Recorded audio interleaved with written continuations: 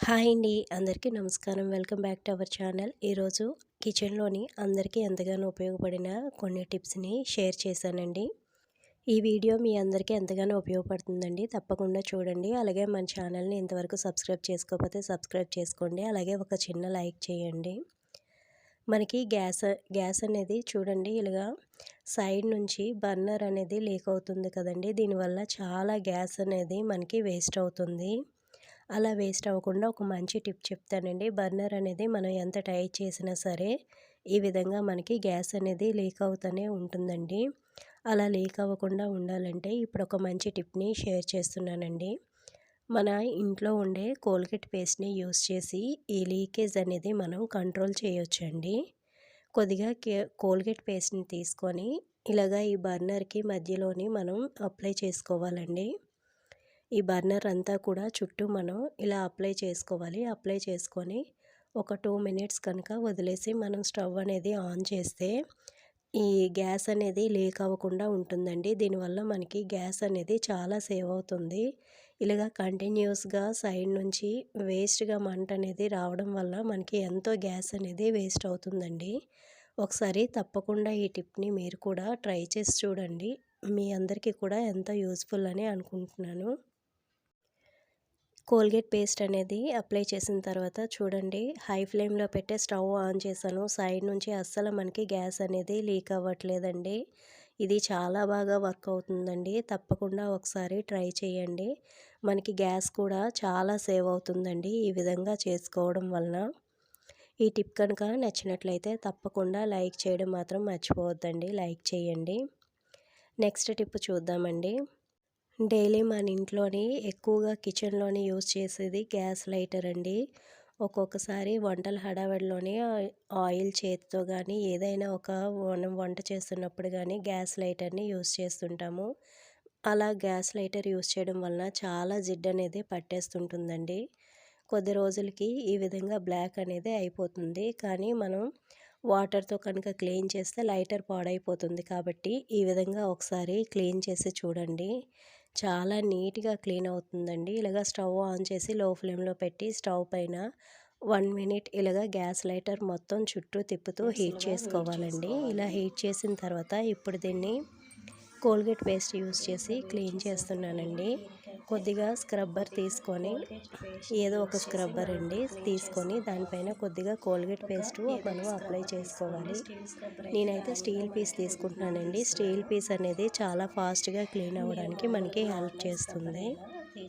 ఈ విధంగా పీస్ పైన కొద్దిగా కోల్గేట్ పేస్ట్ అనేది అప్లై చేసుకోవాలి. అప్లై చేసుకొని ఇప్పుడు మనం ఈ లైటర్‌కి ఇలాగా స్క్రబ్ కనుక చేసుకుంటే చాలా నీట్‌గా క్లీన్ అయిపోతుందండి. వాటర్ అనేది అస్సలు యూజ్ చేయనవసరం లేదు.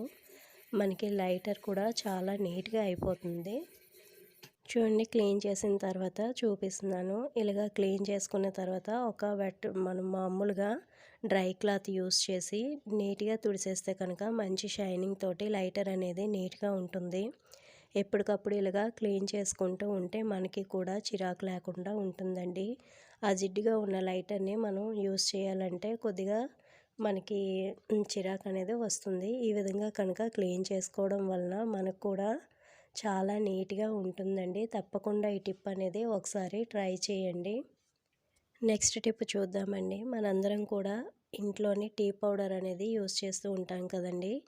అది షాప్స్ నుంచి రకరకాల బ్రాండ్స్ అనేవి తీసుకొస్తూ ఉంటాము. కానీ కొంతమంది లూజ్ కూడా తీసుకుంటారండి. లూజ్ అయినా, బ్రాండ్ అయినా సరే టీ పౌడర్ అనేది మంచిదా కాదా అని తెలుసుకోవడానికి ఒక టిప్ చెప్తానండి. టీ పౌడర్ అనేది మనకి చిన్న చిన్న క్రిస్టల్స్ లాగా రవ్వలాగా ఉండాలండి. అంతేగాని పౌడర్‌లా ఉండకూడదు. పౌడర్‌లా ఉందంటే అది మంచి క్వాలిటీ కాదండి.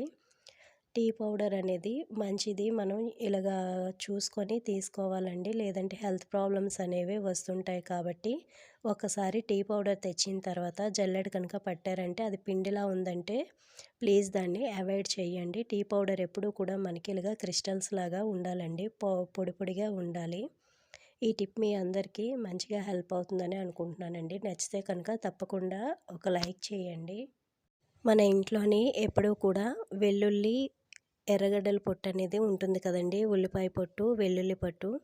దీన్ని యూజ్ చేసి మంచి ఒక క్లీనింగ్ లిక్విడ్‌ని తయారు చేసుకుందామండి. అలాగే ఇందులోని మనం హారతి కర్పూరాన్ని ఒక 2 తీసుకొని ఇలాగ పౌడర్‌లా చేసుకొని ఇందులో వేసుకోవాలండి.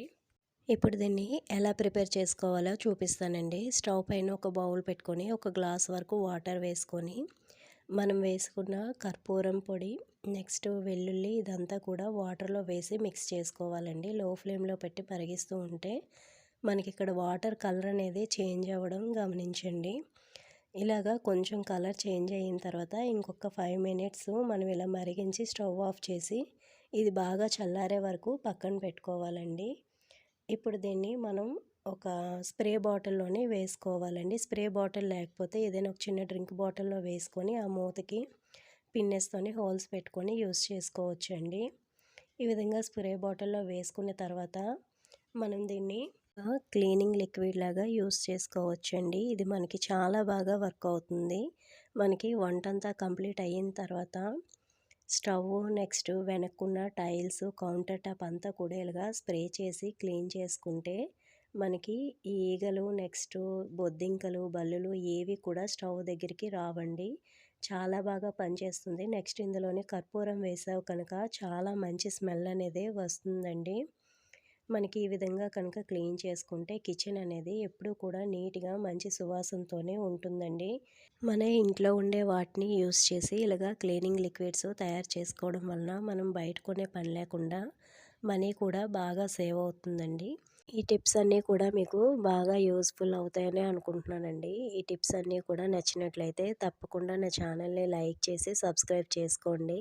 అలాగే మీ ఫ్రెండ్స్ అండ్ ఫ్యామిలీకి షేర్ చేయండి. థ్యాంక్ యూ ఫర్ వాచింగ్ అండి.